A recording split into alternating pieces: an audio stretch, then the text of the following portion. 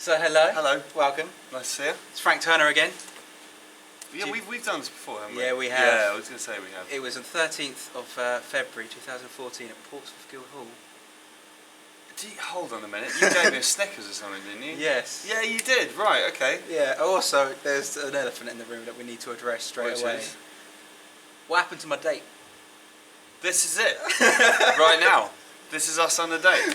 You brought the camera crew along. I must admit I'm a little dismayed that you felt that we needed to be documented. But I've arranged a lovely empty room.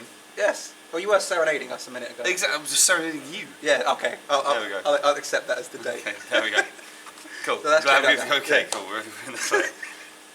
So, yeah, and also, actually, technically the last time we actually saw you was when you played in Winchester at the Railway on the 4th of May. Okay, yeah. That was after I did the dog show? Yes. During the day, it was one of the And, trippiest things I've ever done in my life. And you were very sober by the end of the evening. Yeah. Yeah. I was going to say I remember that. I don't. No. To the point. No, you pointed at me and said I was Chocolate Man when we were outside, and that's all I got out of you. Chocolate Man, ladies and gentlemen. Yeah, I was pretty trashed. I don't think I went to bed that night, actually. I think I ended up going home on the first trains, kind of thing, back up to London. Anyway, good times. Yes. So you're currently on a little book tour. Yeah, day 2. Day 2. So that was day 1. It was great, actually. I mean, I've never done a book tour. I've never written a book before. I've never done a book tour, and there's lots of kind of... It's funny because it's sort of things I'm very familiar with and sort of not. So yeah. We've done 2 in-store signings, and I've done lots of in-store record signings, but I've never done a book signing before, and it feels quite weird because I don't play or anything. I just sit behind the table and expect people to arrive, apparently. But they do. We were there for ages today in Coventry, which was lovely. So yeah, that's been fun. And then the shows I'm doing, I've got my friend Ian Winwood, who's a journalist for Crying Magazine, but also a good friend of mine. He and I have been sort of basically. We talk incessantly whenever we hang out, and yeah. Secondly, he's a brilliant journalist, but he's also the kind of person who won't cut you a break because he's your friend, which was kind of, to me, made him ideal for the job because he would needle me, which he successfully did last night. He got me to say a number of things I was not planning on revealing to the world last night, so thanks, Ian. And it just, went well. It was a good vibe. I think everyone had a nice time. It's good. As always, every time I meet you, I get like 1,000,001 questions. Okay. So I've had to write a few of them down just to actually get them all. Are you aware of the Frank Turner Army on Facebook? I am. Various people I know, including some members of my family, are members of it, but I'm not sure that I can really legitimately join it myself.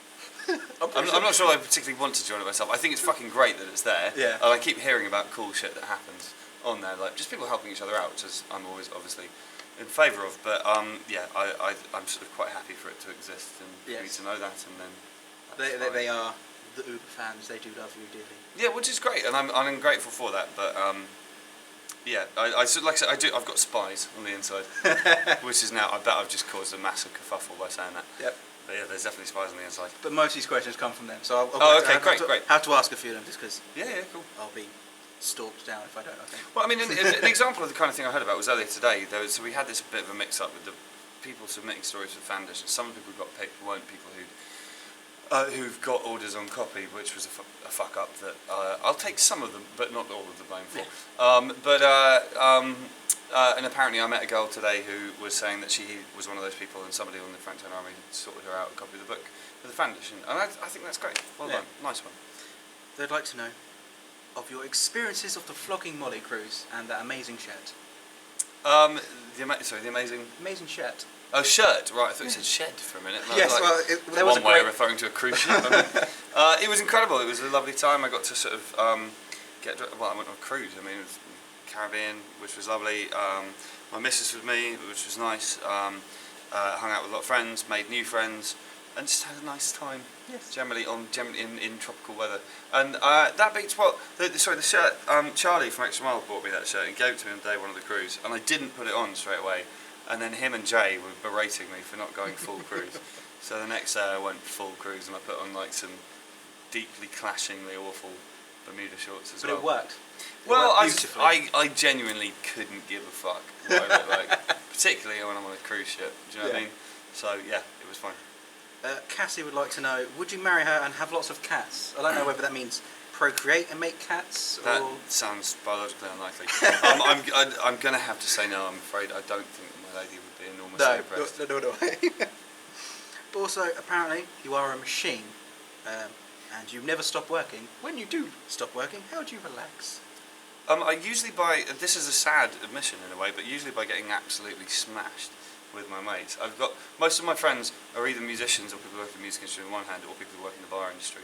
And, you know, I've got friends who run bars in London and that kind of thing. And on the rare occasions when I get a bit of downtime, when I'm not trying to jam extra stuff in there myself, which is usually what's happening, I sort of wander down, and the problem with knowing the people who run the bar is that you sort of get completely annihilated for free. That's a bad thing. Well, over a period of time it is, and I mean, I had sort of 4 months off the road at the end of last year, and it was it got a bit weird towards the end because I did drink too much, definitely, for a period of time, and we're now getting it back under control.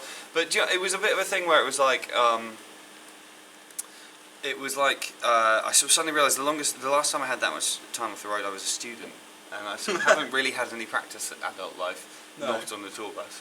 So that was an interesting discovery, and there are two solutions to it. It's either to learn or to go back on tour, and I'm definitely going with option B. Well, I prefer that option as well. Yeah, well, me too. So. Also, how do you feel about people having your lyrics and your name tattooed on them? Well, those are two separate questions, really. The lyric thing I'm completely down with. I mean, well, I still, there's part of me that slightly kind of doesn't concede that what I do is on a level with, because I've got lots of lyric tattoos, but I don't think of myself on a level with the Weekthans or Black Flag or the whole thing. Yeah. You know, naturally, to me, the two are separate things. Even though you are. Well, that's kind of you to say, but do you know what I mean? In my own sort of head, the two are sort of quite separate. So there's that. The thing of actually getting like my initials or portrait or whatever, I mean, it's your skin, do whatever you want. It's the thing that's slightly weird about it for me is like it's like getting the name of a band that hasn't broken up yet. I mean, I've got a Black Flag tattoo. Black Flag broke up in 1986, and I ignore the reunions. They're not real. They're not happy. You know, and so that sort of seems legit to me because everything they stand for and everything they're going to say has been done and said. You know, I have no plans to do anything awful or terrible later in life, but we just don't know. Well, I mean, it's true. Do you know what I mean? So I think it's bold people doing that too. Yeah. It shows a degree of trust in me and who I am, which I guess is a compliment in a way. So thanks for that. But it's that one takes a little bit more kind of head wrangling for me. But at the end of the day, somebody getting a tattoo, a it's their business, and b if it's related to me, it's a compliment, and I'm not one to turn down compliments. So thanks. Right, so last time we did play for chocolate. So that is rather, we have upped the stakes. We've upped the stakes because now we are doing Holy chocolate.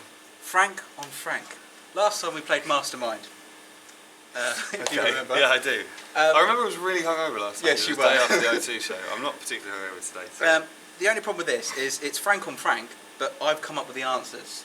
So you've either got to give me the actual answer or come up with what you think I would come up with. Okay, those are my two options. Yeah, so good luck with that. Okay, alright. So first question, what was the first single you ever brought? Single? See, singles are slightly different. Fuck. Because I was always more of an album boy, I tell you. But... Oh... You know, I think... Oh, in fact, yes, fuck, I know what the first single I ever bought was. I bought the cassette, you know when they came in the cardboard thing, the cassettes and that, I got Soul Asylum, Runaway Train. Nope, it was S Club 7, Reach for the Stars. Okay, that's that. I hate to say it, but I'm actually a little bit too old for S Club 7. And they were after my time. But fine, yep, cool, crack on. Question 2. In which city were you born? I was born in Muharraq in Bahrain. I mean, it's written on my passport, which is in my pocket, I could show you. Yep.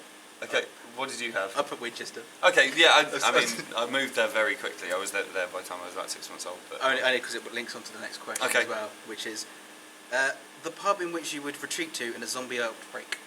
Railway Inn, if we're in Winchester. What is the Winchester? Okay, yeah, fine. If I was in London... There was a connection. Yeah, sure. If I was in London, I'd retreat to the Monarch. But not least because the back garden's quite defensible, I feel. But in Winchester, I'd choose the Railway. Okay. Number 4. Who is your man crush? Nick Cave. Nope, it's Anthony Costa from Blue. I genuinely have no idea who that is. That's probably a good thing of your defence. Anthony Costa.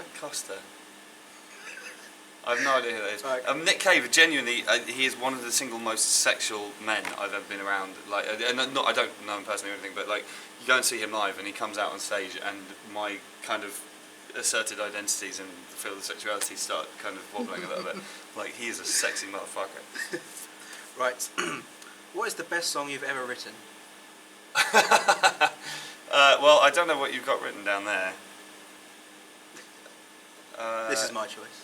Yeah, well, you see, I can't dictate your choice, so I can't guess what you said. I mean, for me, what's the best song I've ever written? I mean,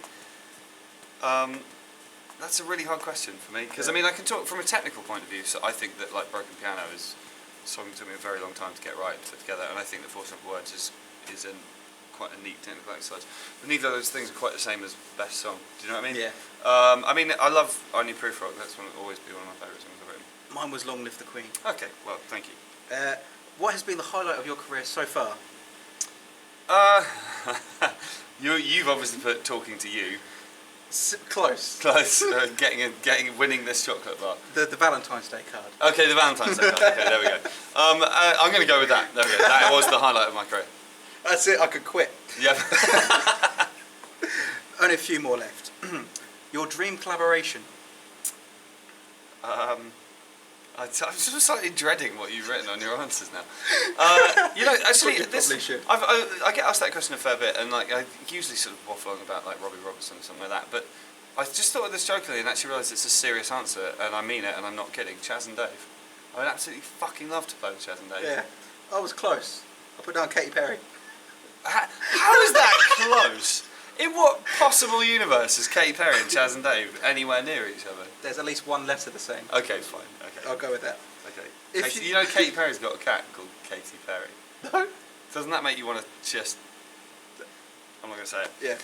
Like, and I mean, it may not be true, but that's what a friend of mine who went to school with us said. Right. If you met Kanye West, what would you say to him? I wouldn't meet Kanye West. I've got no interest in that guy. I don't think I've ever heard a Kanye West song. I'm reliably informed that the music he makes is reasonably good.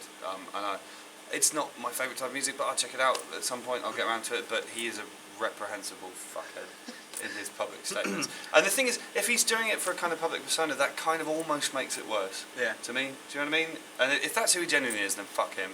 But if he's putting it on for effect, then kind of double fuck him in a roundabout way. But it's just distasteful. It doesn't matter how fucking talented you are. Learn some fucking humility. That's close. Right. Go fuck yourself. Or No, but you'd ask him to sign your thigh. Okay, right. I wouldn't do that. I'm sad to say, but you know. Right. Last question. When you are DJing, because you were in Southampton a few weeks ago. Yes. What would be your floor filler?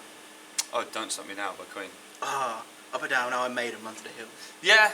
Well, except, okay, the thing is, I've done a fair bit of DJing this last year as a way of sort of paying my bills on tour, and it's fun and it's a good time and you just play stuff. You do learn quite quickly which songs the youth of today are familiar with and which they aren't. The very first time I did it, I dropped New Noise by Refused, thinking this is a banger, It is. and no one knew it. Really? Not a fucking soul. Wow. And I stood behind the desk going, come on! I now feel old. I cut off the long intro, just dropped it from Can I Scream or whatever. No one gave a fuck. And then I put on the Killers and everyone went mental and I wept. Bitter tears. So that was Frank on Frank, and I think you've you've won. I think we'll let you win. I'm going to save it for later if I may. Thank you, I do fucking love chocolate. So. Right, just quickly, what can you tell us about the new album? Anything at all? The new record's going to be out in the summer. It took rather longer than I thought it was going to take, but for a good reason, which is basically that. I mean, I can sort of afford to take a little bit more time on it at this point in my career. I think, you know, there was a moment when I was getting really antsy about release dates and that kind of thing, and Charlie, my manager, said, "What date did England Keep My Bones came out?" And I was like, "What?" And he said, "What month of the year did it come out even?" What? And I was like. And he went, exactly, if it comes out 2 months later, in 2 years' time, no one's going to give a fuck. But if you put out a record that isn't good as you think it is, or think it should be, then it's going to piss you off the rest of your fucking life. And I think, I mean, I say this every time, and I think every band should say this every time, otherwise get back in the studio and work on it more. I think it's going to be the best one yet. Good. I mean, and I hope people seem to like Get Better. To me, that it's quite a good kind of taster of the both sonic and lyrical direction for the record kind of thing. So yeah, I mean, I guess at the end of the day, people say what they say when it comes out, but I'm really excited about it. It's part of I've gone on a rant now, but part of it for me was just that 6 albums quite often start sounding a bit tired, and I wanted to make a record that sounded and felt like a debut album. Yeah. Because when it makes a debut album, essentially what they do is they load their live gear into a studio and play their live set, and then somebody presses record, and that's why we rehearsed the songs endlessly with the Sleeping Souls until the point that we could basically do that, and we cut the record in 9 days. And I was trying just to put myself in the headspace of being 19 in the studio for the first time, so that it would have that kind of fizz, that piss and vinegar kind of vibe. And I think we succeeded. Good. I hope we succeeded. We'll find out. Yes. Well, looking forward to tonight. Also looking forward to the album. So thank you very for much my again. chocolate. Yes. It's lovely, chocolate man. Cheers. I'll take that. Cool. Awesome. Thanks, Cheers. man. That was Thank you fun. very much. Always fun. And